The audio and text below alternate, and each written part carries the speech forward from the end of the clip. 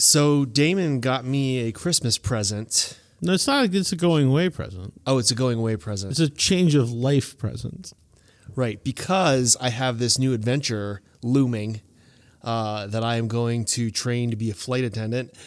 Damon gave me this going away present, and it is a copy of the book Coffee, Tea, or Me, which was first published in 1967 and is a book about the uninhibited memoirs of airline stewardesses. And it is like very risque and Mad Men. Honestly, the reason, first of all, like every time you've ever mentioned you going into being a stewardess, that book, the title of that book, I'm going to be a flight attendant. I am definitely not going to be a stewardess. A steward. I'm going to be a flight attendant. It's not a steward. It's not a steward? Flight attendant, dude. Okay. Whatever. Ever since you started talking about this, the title of this book popped into my head like constantly. Sure. And so I just thought it would be, once it's a funny gag joke to give you, right? It's just I'm going to read it. It's not a gag to me. But also the real thing that I want to hear back from you is reading that book, which is a snapshot of airline procedures in the late 60s versus today.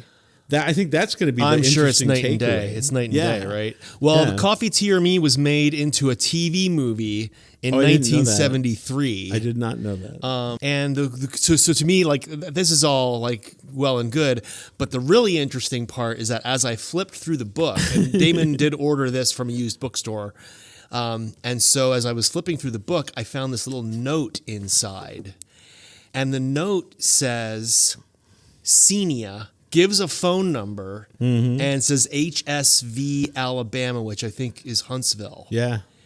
And now this edition, the book was published in 67, but this edition was printed in 2003.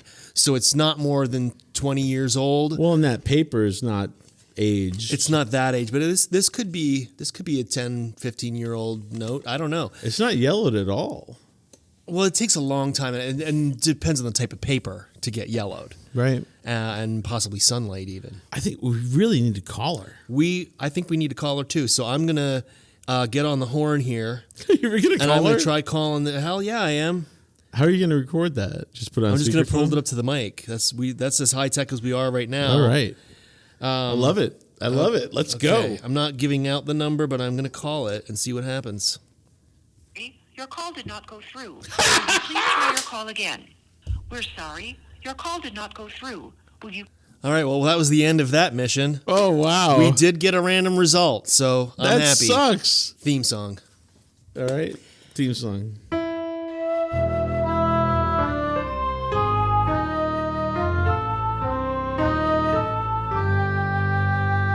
Welcome to Your Aleatoric Reality, the podcast that dares you to discover possibilities by embracing chaos. Definitely. Thank you so much for joining us. Please help us grow the show by giving us a 5-star review and telling your friends about us. And if you want to go the extra mile, you could join our Patreon. We did get a Patreon subscriber. So shout out to Brandon, who has been listening to our shows and is our first Patreon subscriber. So we're going to have to do something special for him. I think I'm going to send him a Dice Life t-shirt. Oh, okay. But yeah, you can join Brandon in making the show better and letting us get a better way to record phone conversations. We need a better way to record phone conversations. Sure. So the Patreon will help us do that. Full disclosure, Brandon is a friend of mine, someone I knew pre-existing to the existence of this show. However, the way he got to the show is pretty random in itself because he's also a friend of Tom Mast. Oh, you mentioned who we had on the show. Yeah. So Tom sent Brandon a link to the show, not saying my name or not saying it was us, but just, hey, this is a podcast I'm on. And Brandon started listening to it, and he's like, man, that sounds a lot like Misha. And then it turned out that it was me, and he, listened to all the episodes. I just found out yesterday or the day before that he's been listening, and then I got a notification that he signed up for Patreon. So thank you, Brandon. Thanks for popping the cherry on that Patreon for us. But what did he roll? Did he roll a 1? He claims he rolled a 6. Nice. And I called him on. I texted him. I was like, "Hey, thanks so much for your support. But hey, did you really roll?" And he talked to his phone. He said, "Hey Siri, give me a random number from 1 to 6." Really? And that's how I found out that you could do that with Siri. Take. And he says he got it. So shout out to Brandon. Thank you so much. And thank you, Brandon, for giving us a new way to roll dice. Exactly. Yeah, I love it. If for some reason yar.quest is down, oh no, I rolled for plugging yar cool this time. Oh. Go to yar.cool, and once you're there, you'll find that there's no random tools on it. So you'll have to go to yar.quest to get the random tools. Real quick. I think you should replicate the tools to all the platforms because they suck. Well, I think I should have different tools on the different platforms. There should always be a random number generator. There should always be a random word. There should always be a list randomizer. But beyond that, whether it's tarot or I Ching or random mission or whatever, I think that should be I can get behind that. Cool. Then let's do that. The show notes should be universal. You want the show notes on all of them. Yeah. We're going to have to find a way to automate that because I don't want to freaking type them in 5 times. I agree. No. Yeah. Anyhow, the coda to the shout out to Brandon's story is that my kids were listening to the show in the car, and they're like, "Hey, Dad." So your kids were listening to the show that you put on the radio in the car. They asked me to listen to our podcast. So I put it on for them. Okay. They're listening, and they go, "Hey, Dad," or my eldest says, "Hey, Dad, do you ever talk about us on the show?" And at that moment, I was on the show saying, my kids love to do that thing in the elevator where they jump and feel weightless. I'm like, "Well, I just talked about you." And they're like, "Well, you didn't say our names." So my kids want to shout out by name on the show. And my answer to that is, well, then join the Patreon, MFers, because that's how you get a shout out on the show. Yeah, good job. Not shouting out my kids by name until they join the Patreon. Right. That's how committed I am to the success of this show. How do your children pay for this Patreon? It would be they would have to save up lunch money or something. I don't know how they do it. I don't care. Do they have an allowance? They do get allowance, yeah. So you could subsidize their allowance. Yeah, but then it would just basically still be me paying for the show. Like, we want Patreon subscribers so that they would willingly... It's exogenous that way. They would willingly accept less in allowance to donate to the Patreon. I don't know. That's just all... That's all scratches on a paper. It doesn't really mean anything. Fair. So for our show today, we have... another new shirt on today. Chaotic Neutral. It has a picture of a 20-sided die. I may help you, or maybe not. Chaotic Neutral. Cool. You know what I like most about this design that made me buy it? What? The 14 is upside down. Well, why wouldn't it be? I just really respected the artists leaning hard into just chaotic neutrality. I mean, I think that's the way, if you look at a 20-sided die, like the numbers aren't all facing the same direction. No, I know, but like most shirts will be like 20 or 1. And I just like the fact the 14 was upside down and it was just seemed like a random, I don't know. It adds to the chaos vibe for sure. For sure. All right. Well, so our show today, we have a guest who wants to be known as Aries O'Neill. And he was the proprietor, the originator of a local gossip website for our town, where he basically recorded drunk people on the street, and then he would often pitch change the voices so they couldn't be recognized, and then he would post these little snippets of conversations he had with drunk people on the street. I think what we'll do before the interview is we'll put in right here a couple of the voice obviously clips. The audio only, but yeah. Yeah, so here's some clips from ipsygossip.net. What is the biggest conspiracy theory? I'll definitely voice modulate your voices. What is the biggest conspiracy theory in this town in which we are in? A man died in Linda French's swimming pool.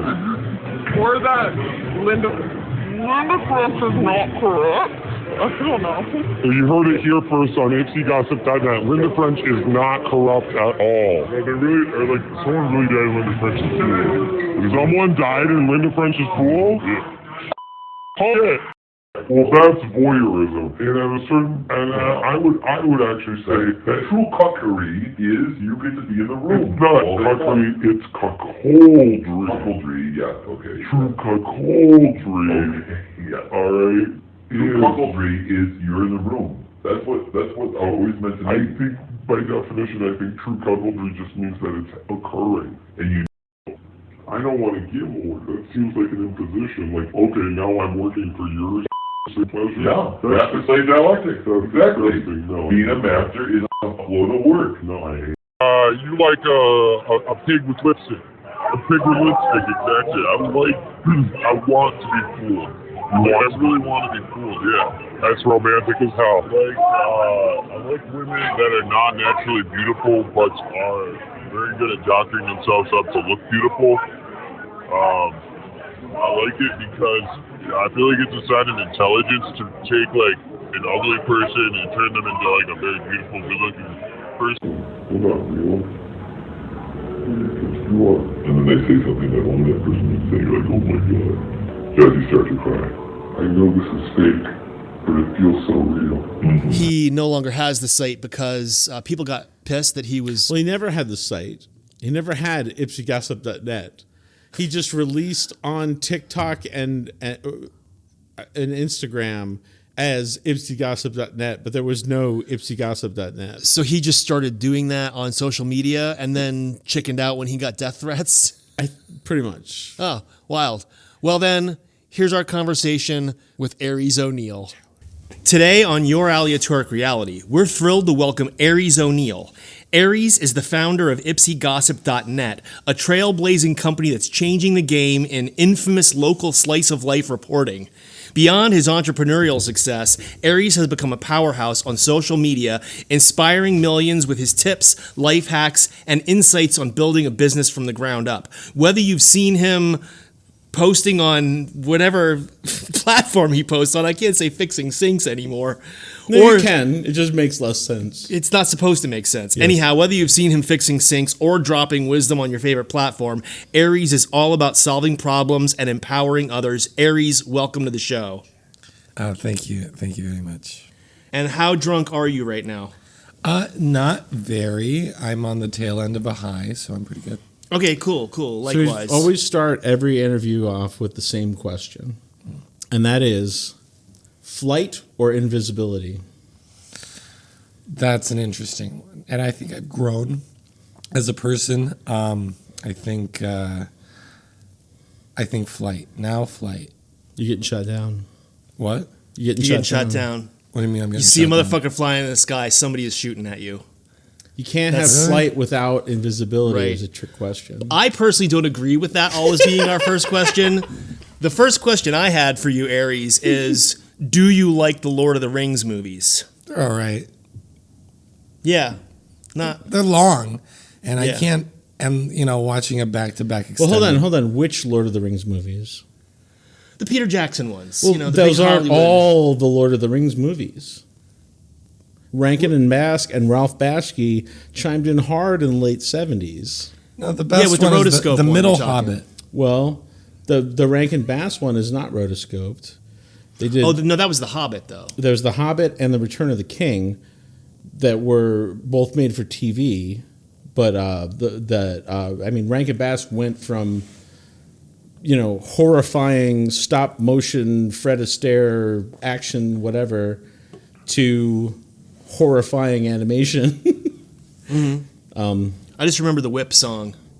which is from Return of the Goblins King. sing the Whip song. I actually the fucking crazy thing is I've literally had this conversation for 45 minutes earlier today with one of my coworkers. Fascinating. No, seriously, because he was like, "Yeah, I watched all of The Hobbit to hear that Whip There's a Way song, and it wasn't there." And I was like, "No, that's in the '78 Bakshi, and it's actually I was wrong and he was wrong. It's in The Return of the King." That was, I think, 1980. That was also produced for television. Pull it up, Jamie. Yeah, I saw that on TV when I was a kid. It was horrifying. I didn't remember being horrified. The greatest adventure, I just remember the Whip song being catchy. where there's a whip, there's a way. All right, second question, Aries. What's a skill you've always wanted to learn but haven't yet? Next question. Pass. He's passing. He's passing. We'll come back to that one. You can roll for it next time. Okay. Question 3. Question 3, Aries.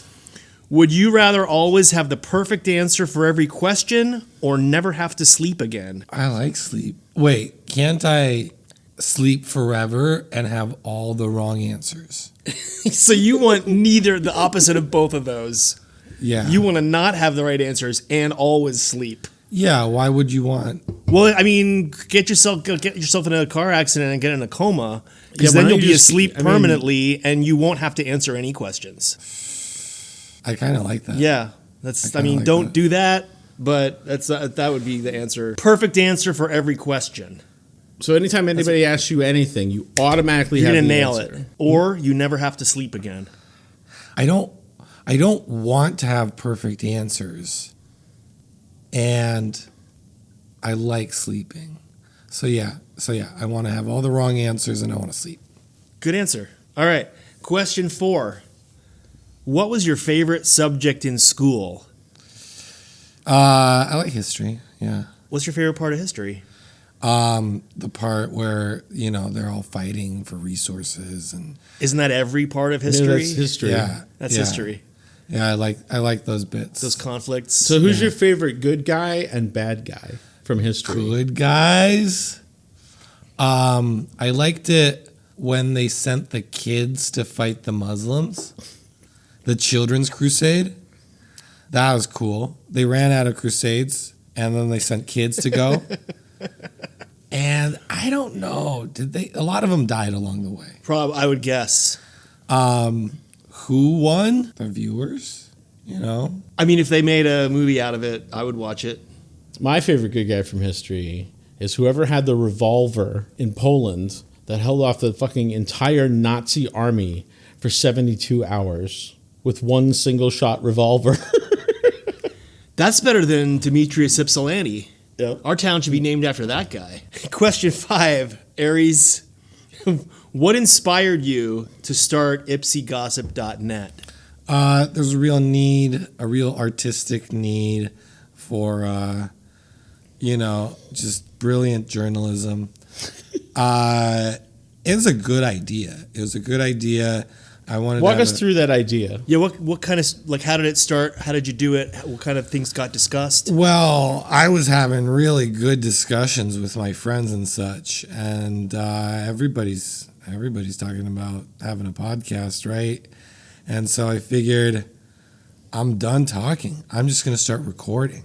And I started recording, and I just recorded drunk people talking about stuff. And there's a lot of crap you had to filter out through. But then I kind of, from that point on, envisioned a 3-part show where we have drunken man on the street segments, musical segment, and then maybe a little bit of philosophy or politics, But you never got to that level. No, I have clips, but it was just too controversial. What was controversial? Pete, it was very divisive. People were like, "Oh, you're that guy that records people," and I'm like, "No, it's anonymous." I mean, like, yes, but like, you're on tape. Your identity isn't being revealed. You can say, but when they're drunk, they don't want to have that conversation. They don't really want to. So I got good content out of it, but drunk people get hostile sometimes, and I didn't want to paint a target. And Did you get attacked at all? You get any fights? I mean, probably a few close encounters for sure. Yeah. So No. you sounds like think to there's me. a vast conspiracy to silence you? Yeah. People don't want, truth tellers like me around. Have you ever considered wearing a mask and being more anonymous in this gathering, or maybe hiding under tables? Yeah, I think hiding in plain sight is the best. Right. Well, you wanted to be the truth teller, but it was controversial. But what was the truth that you were telling? It's a slice of life. Like, people are very estranged from what it means to be alive these days. Like, in all of the TikToks, you're seeing all these scenes, but it's not really life. It's not really what's happening in life. No, it's staged. You know, it's forced. So in that sense, what I was producing was really artful, in my opinion. You So also describe yourself as a social media influencer. So how is what you're doing on social media different than the polished presentations of other people on TikTok, for instance? Well, it's a different kind of mind virus, in my opinion. You know, I think ultimately discerning viewers are going to filter out everything that looks the same, and so naturally, the slightly off, more genuine production is going to rise to the top. So what's next? What's new? What are the plans for revitalization and reapproach of this project?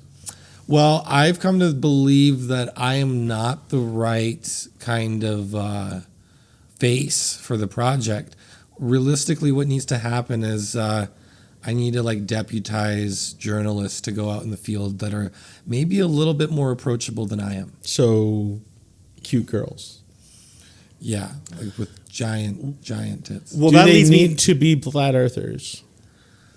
I would prefer them to be flat earthers. I That have a leads thing. nicely right into question 6, which is if you could switch bodies with anyone for a week, who would it be and why? For a week. Yeah. I don't know. Who's being in a body is already an uncomfortable thing. I don't know if I'm. Would you ready- rather be out of a body? Yes, most certainly. Okay, if you could be out of a body, how would that work? I'd just be disembodied. I wouldn't feel anything. I wouldn't think anything. I would just. Could you communicate? No. Of course Well, not. have you experimented with astral projection at all? No. Or like no. the CIA has that gateway protocol that leads you to out of body experiences? I think anything the CIA releases shouldn't be believed. Why would they declassify stuff? It's a good question. Sounds like a psyop. It really does. You want to? Oh, they declassified this information. I'm Well, gonna read it. I mean, when they declassify information, it's half redacted anyway. So I don't think the gateway, not much of the gateway material is redacted. And people had claimed to have tried it and had success with it. I think there's some kind of, I mean, I don't know anything about it, but I would say there's probably some kind of legal responsibility to explain what they spent all that money on. Could be. I don't think they have any legal responsibility. Is that something you're trying to hold people to with your journalism? What is? Truth. Truth and upholding the law. Like, I don't. I think the law is an interesting construct for sure, and I think truth is a mental construct. mm-hmm. So I don't know. I think they're very unique thoughts to have. But where do you stand? On what? The truth? Anything. The law? You haven't Anything? stood. What are you? Well, like, what is your aim with all your social media influencing? What are you trying to make happen? Oh, I'm trying to make a lot of money. Cool. How's that working? It's not working at all. It hasn't happened. But I think that's the real goal here is to make a shit ton of money, right? I mean, But for what purpose then? Like, what are you going to do with the money then? Oh, Just live a lavish lifestyle? yeah, just be debaucherous, and I've kept it pretty tight. I've avoided having any kind of familial commitments this far in life. You got no bastard offspring? No, and I'm like set and ready to be a real bastard once I make some money. Cool. Can we have you back on the show after you are a rich bastard? Yeah, I mean, But I do have a question 7 for you. And that is, would you rather have the ability to talk to animals or speak every language in the world? oh, that's actually tough. in the world In the world. or speak every language. And I Because wouldn't that include the animals? if aliens land tomorrow, Not the way this question is worded. We had that question to you Okay. in episode one or 2, whatever. But no, this one just says speak every language in the world. okay. So speak every human language or speak every animal language. Animal. You could definitely Animal. get the squirrels on your side. Well, I think you could find out a lot more. Like humans don't know all that much. Yeah. What makes you think that you would understand, even if you could speak and communicate in an animal Oh, language. then that's a trick question, I assume. No. I this is not You mean like understand them culturally? right. So like, if you're a squirrel, how do you perceive the world compared to anything that you might deal with in your world? Like, I don't know. This is not a planned ambush. It's just something I thought I of. feel ambushed. Because the thing is, I think the difficulty with communicating with animals, the greatest difficulty would not be understanding them. It would be understanding them. Because they would think in completely illogical patterns compared to the way that we think. Because their priorities are completely different. I And think their if you can senses are communicate malaligned. with animals, well, the way the question is worded, it says talk to animals. I mean, I already can talk to animals, Right. but So they I don't picked the understand shitty it. one. Would No, you I rather wanna have go the back. ability to talk to animals? I have to assume that means you can communicate to them in a way that they understand. Because like I would think if you were talking to a dog and you're like, hey, what's going on? They'd be like, huh? Food, sex, food. Wait, talk. Unidirectional. You're talking to the dog. It doesn't mean you can't understand them. So I can talk. You can already talk to every animal. I think that's a bullshit question. I want to change my answer. All right, I'll get a different one. No, I'll talk to the people. I don't want to, but If you had the opportunity, if you had to choose between being able to play any instrument completely, what's the word I'm looking for? Fluently, I guess. Yeah. Yeah, you just Play pick up any an instrument and just fluently. play whatever, or speak any language. Which would you pick? speak any language or play an instrument. Any instrument. You literally somebody Any instrument, invents you can it- pick it up and play it expertly right away. Oh no, that's lame. That's He's really lame. bringing up the question I asked him because his That's point really was That's that a good question. That's I mean, what any instrument, and then it's not. You would just excel at any instrument. You would be a virtuoso. To what end? Like, what am I trying to do? Play What- good music, get laid? you can get rich if you can play any instrument expertly. You can probably make some money doing that. I would think if you're an expert on every instrument, Yeah. you could do songs in the key of life Part 2. Play every instrument With yourself, sight this time. right? You'd be like super powered. I guess I don't value music as much as some people do. Okay. So you're speaking every language. Yeah, You're translating when the aliens arrive. yeah. Because the way that question is or worded, you it know, includes, or you could broker you know, deals. You can make a lot more money true. speaking every language than you can playing music for sure. So it sounds like, would you say that wealth is your highest value? Yeah, and that's actually taken a long time to come there, because a lot of society tries to make you think it's something else. You know, What is wealth? wealth. What is wealth? Wealth is mobility. Wealth is mobility. It's access, mobility and access. I think, and I think which came first. I think it's the access is first. You have a lot of doors available to you, and you can step through a lot of So doors. it's not related to finances. Well, finances are a lubricant. You know, having a lot of money helps open doors, but knowing people opens up more doors. Well, knowing people opens up doors that having money doesn't necessarily open. Do you need money to know people to open doors? It's like I said, it's a lubricant. Like what you do with it is important. And you know, if I had a chunk of change, I don't know. I don't know how I would use it, but maybe I would encounter interesting people. You know, and not that Do you I really don't. need money to encounter? I feels like most of the interesting people I talk to are asking me for money. Oh, I know that's the problem. Yeah. Well, let's get back to your social media endeavors, because what platforms are you on? Are there any platforms that you avoid or have left?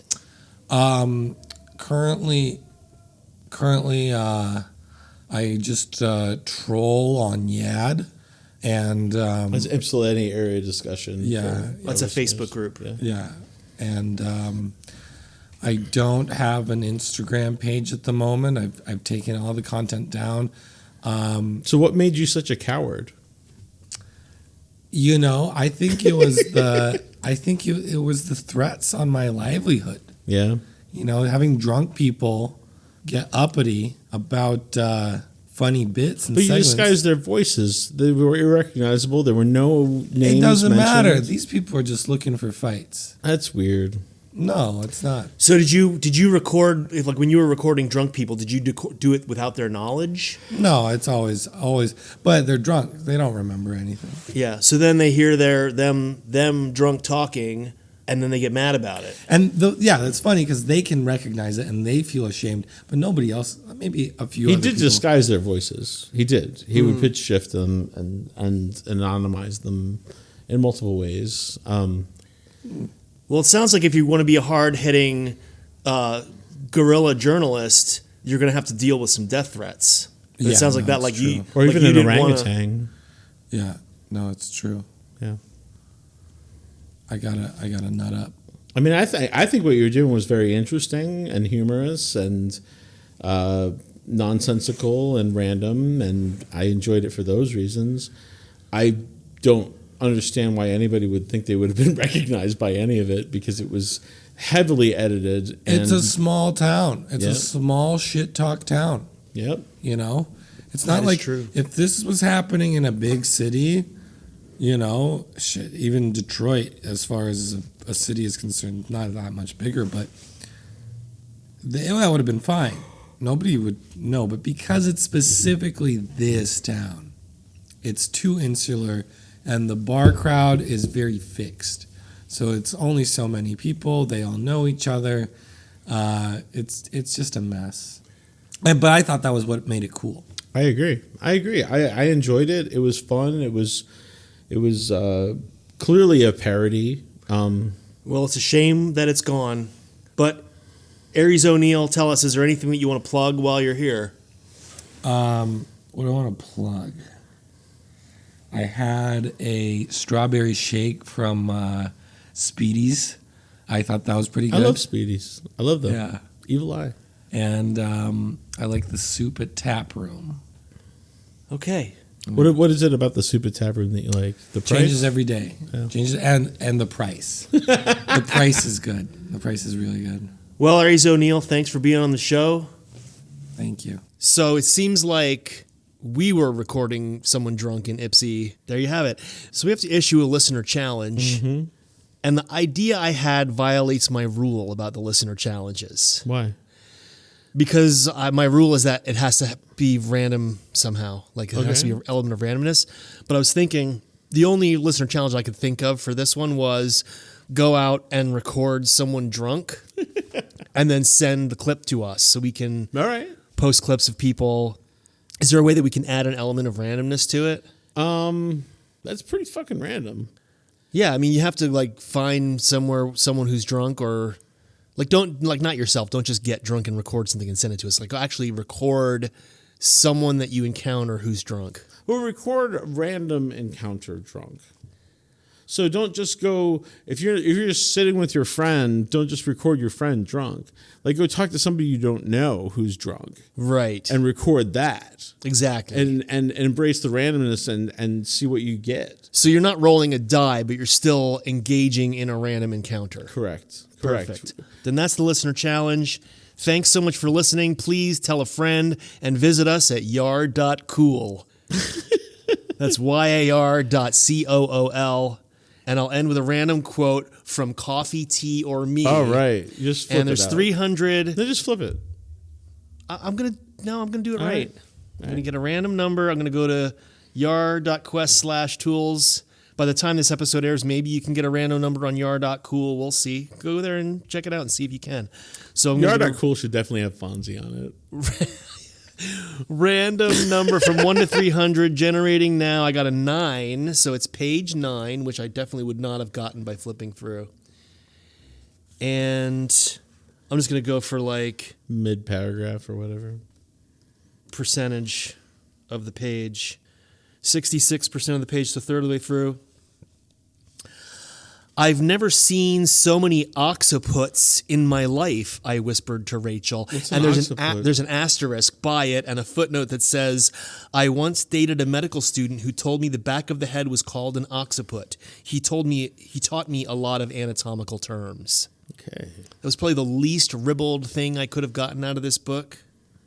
Let's get another quote. You want another one? All right. Here's the very end of the book. It's a deal, Rachel. 1 more year. By the way, do you think Betty Big Boobs would be interested in a young psychiatrist with a beard? We laughed. We shook hands and had a mushroom pizza with extra cheese. Well, that sounds good. All right. That's that. That's that. All right. Bye-bye.